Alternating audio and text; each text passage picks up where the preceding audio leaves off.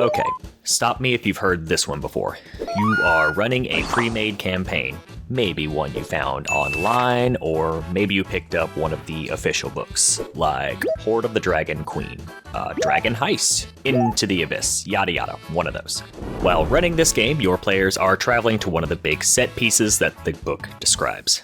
So rather than railroading them, which is generally good to avoid, I might add, you let them travel across the map. Maybe throw in a random encounter or two. Good times all around. One of your players, we'll call him Jim, asks if there are any larger towns or cities nearby. So you check the handy-dandy map included in the book and see there is a larger settlement nearby called Not on Firesdale. Jim thinks that place sounds neat and very much not on fire. So the party decides to check it out, and when they get there, they ask you to describe what they see. Now, after quickly flipping through the book, you come to an unfortunate realization. There is no description. Not on Firesdale is a place on the map, but there is absolutely nothing here about it. So the party doesn't know what is here, what it looks like, or if there's anything to do there. So now you're winging it, which is fine for some kinds of dungeon masters, but they are definitely in the minority in my experience. This has happened to me more times than I can count. Honestly, it's one of the reasons I don't really run campaigns out of books anymore. And today, I want to talk about one of the most rewarding experiences that will go a long way towards helping prevent this issue: world building. So, why should you world build? Well, world building will provide you with a setting, and settings are an important part of any D&D session or campaign. So, while pre-made campaigns are handy, there is only so much information they can cram into a single book or PDF. An example that I have experienced is when running Storm King's Thunder. There is a part of this game where the world opens up and the party is moving around to do combat with many of the different giant clans and to take out their leaders. Well, while you are doing this, there are different locations on the map that the players can visit. And one of those locations is the capital of the Sword Coast, Neverwinter.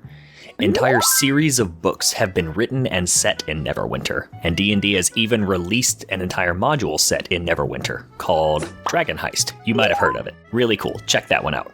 Now, when I went to try and describe Neverwinter to the party, I flipped through the book, and when I arrived on the page that had Neverwinter on it, there were a paltry 5 paragraphs, but that is rather generous. And it really did not do the city justice. I couldn't actually describe any of the wards, what the laws were like in the city, and it just did not have the information necessary in that book. It was actually located in another book, which is the Sword Coast Adventures Guide. Now, just because you are world building does not mean that this is a problem that you are not going to run across.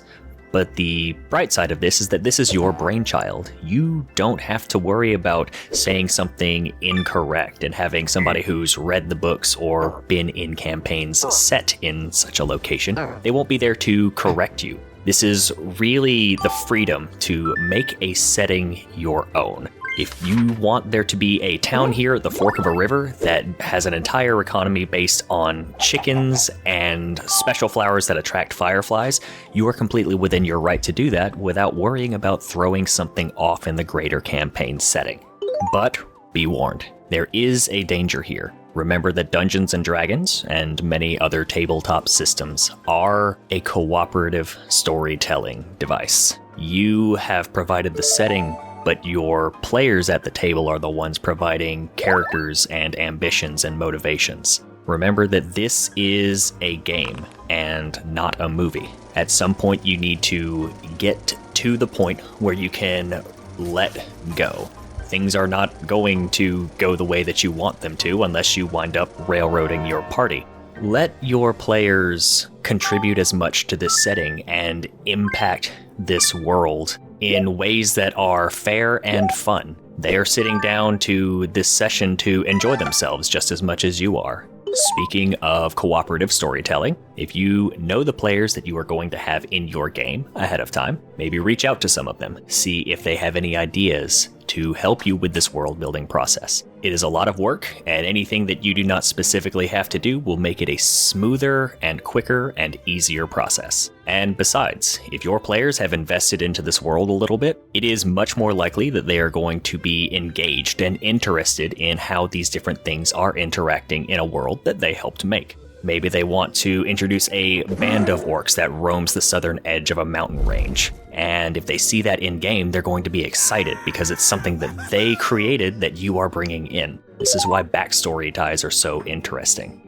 But to be completely honest, one of the reasons I love world building so much is because building maps and putting all of these pieces together is a fun and rewarding process. However you choose to make your map, whether it's throwing a bunch of dice at a table and tracing out the shape, and then putting mountain ranges and rivers wherever you think they need to be, watching something come together that you don't just have to use for one campaign, but can put in your back pocket and use it for other campaigns in the future, or just take pieces of this little world, these cultures and biomes that you have invented, and putting them aside to pull out whenever you find yourself running short on creative juices one day.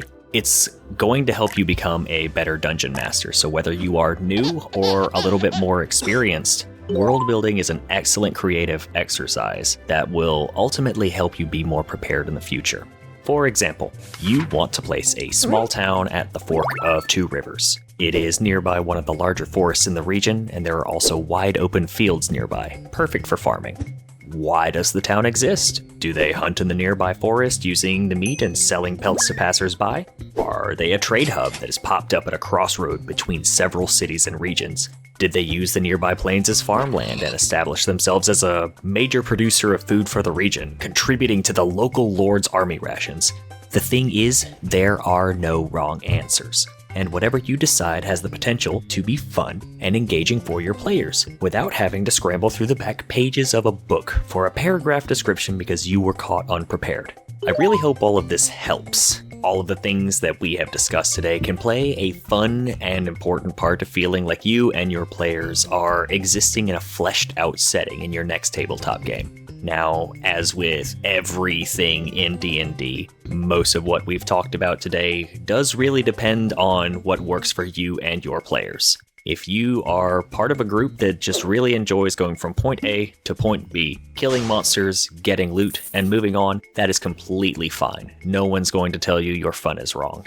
But if you want to really go through and explore different aspects of a map or a setting, find legendary blades, interact with interesting NPCs, and just really sink your teeth into a setting, world building is a way that you can do that, and it is one of the most rewarding and engaging experiences that I have ever had as a dungeon master of many years.